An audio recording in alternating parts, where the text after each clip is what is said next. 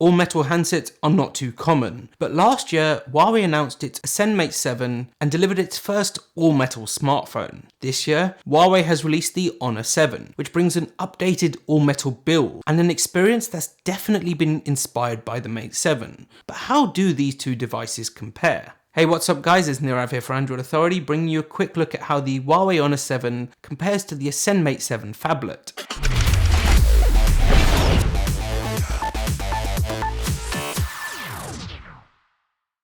One of the first things you'll notice about either of these two devices is that they come with all-metal aluminium build. The Ascend Mate 7 was Huawei's first premium metal-clad smartphone, and the company has clearly learnt from this experience, with the Honor 7 adopting an improved build in a smaller body.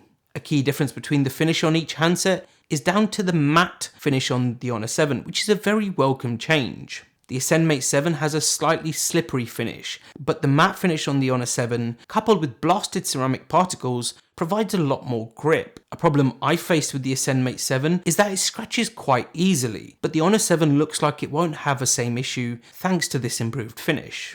Making smartphones is always a challenge, and OEMs regularly have to compromise between putting a large display and making the handset usable. The Ascend Mate 7 is definitely on the larger side, thanks to its supersized display, and unsurprisingly, the smaller Honor 7 is a lot more manageable in the hand. At 8.5mm thick, the Honor 7 is 0.6mm thicker than the Ascend Mate 7, but 28 grams lighter, and this difference in the build results in a handset that feels more sturdy and reliable in the hand. On the back, both handsets look very similar to one another, but there are some considerable differences, not least in the camera and the square sensor beneath it.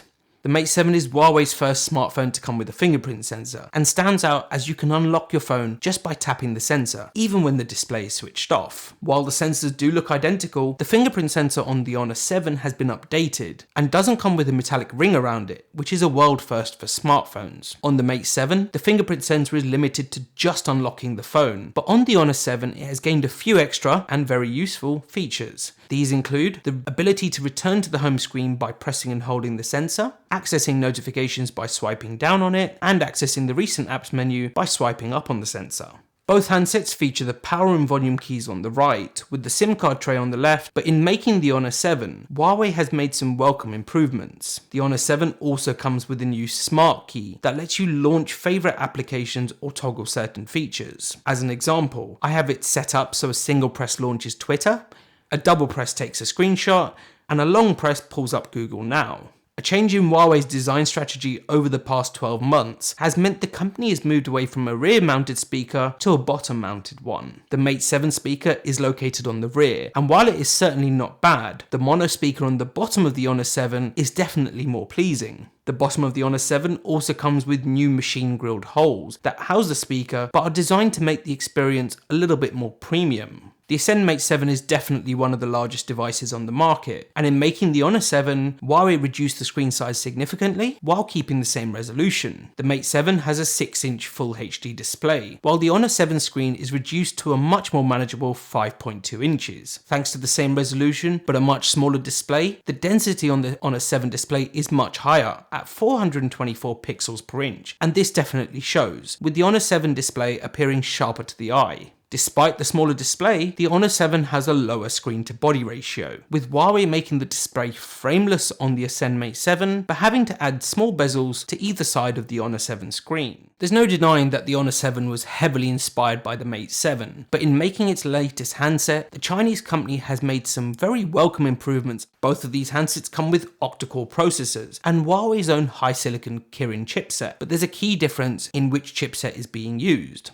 The Mate 7 sports an older Kirin 925, while the Honor 7 features a Kirin 935, and other than the P8 Max, it is the first Huawei smartphone to use this newer chipset. Both handsets use Cortex processors in a big little formation, but the Mate 7 uses older Cortex A15 and A7 cores, while the Honor 7 uses 8 Cortex A53 cores with a much higher clock speed. The Mate 7 is available in two options, one with 16GB internal storage and 2GB of RAM, and the other with 32GB storage and 3GB RAM. In comparison, the Honor 7 comes with 3GB RAM as standard, and either 16GB or 64GB of storage. It's worth noting that the 64GB variant of the Honor 7 is only sold in China, and Huawei is yet to reveal whether this will be made available elsewhere. Both the Mate 7 and the Honor 7 come with expandable storage, but on the Honor 7 the microSD card slot doubles up as the dual SIM card slot. A feature much lauded in the Mate 7 is dual SIM support, but this is only present in certain variants of the handset, and certainly not the variant that launched in Europe. In comparison,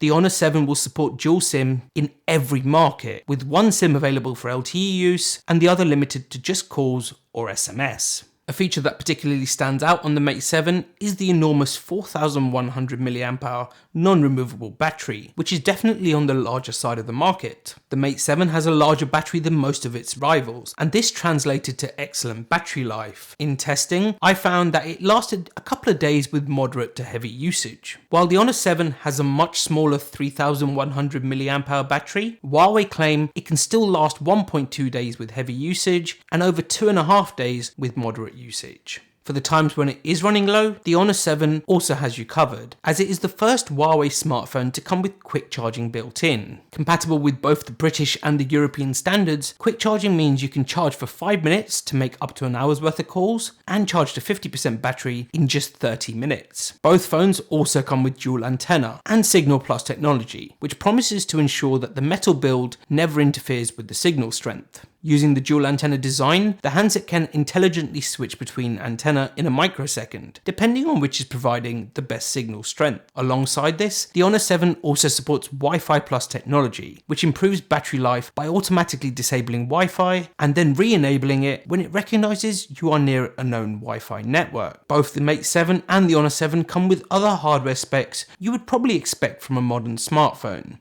These include Bluetooth 4.0 Low Energy and LTE Cat 6, which offers download speeds of up to 300 megabits per second and upload speeds of up to 50 megabits per second on the go. The Honor 7 also comes with Wi-Fi AC, which promises better Wi-Fi performance, and an infrared port, which lets you control your smart appliances from your phone. Another key change in the Honor 7 compared to the Mate 7 is in the camera. The 13 megapixel camera on the Mate 7 isn't the best on the market, but has been improved massively, with the Honor 7 now sporting a Sony IMX230 module, which delivers 20 megapixel resolution and, all importantly, phase detection autofocus. Huawei claimed the Honor 7 can focus on a subject in under 0.1 seconds, which makes it the fastest in the world on a smartphone. And while it's difficult to test this, the Honor 7 is certainly no slouch at focusing on a subject. The camera has also been protected with sapphire crystal, which ensures the protruding camera does not scratch and is difficult to damage. The Honor 7 comes with a range of software-based features that initially launched on the P8 earlier this year, and these include the Good Food,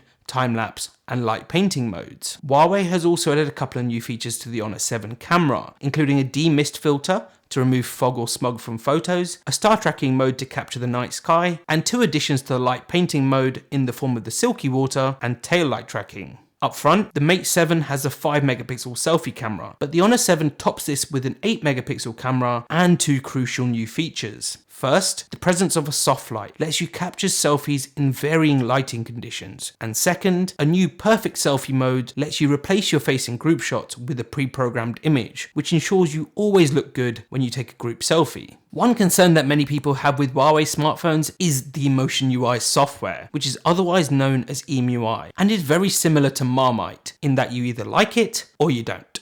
An issue raised by many Android enthusiasts is regarding software updates, and this is an issue that definitely impacts on Huawei devices. Almost a year after it launched on Android 4.4.2 KitKat, the Mate 7 still runs on the older software version, but this is not necessarily a bad thing. As we covered in our Huawei P8 review earlier this year, Huawei's latest Emotion UI version 3.1 comes with some rather strange UI tweaks, such as the navigation menu when notifications are difficult to read. But the older EMUI on the Mate 7 doesn't suffer from these. Sadly, these quirks make their way to the Honor 7, but while Huawei hasn't fixed all of these elements, it has added a few new interesting features. The knuckle screenshot, which was absolutely atrocious on the P8, has been improved, so you can now double tap with your knuckle to take a screenshot or completely disable the feature in settings. EMUI also now comes with a fast shot setting that lets you double press the volume down button to launch the camera and take a picture. There's also a hidden apps drawer, which lets you get rid of some of the icons on the home screen by putting them in a hidden menu that can be accessed by pinching out. A good use case for this would be if you wanted to separate your work apps from your personal apps, as this would let you hide the work apps and not see them once you leave the office.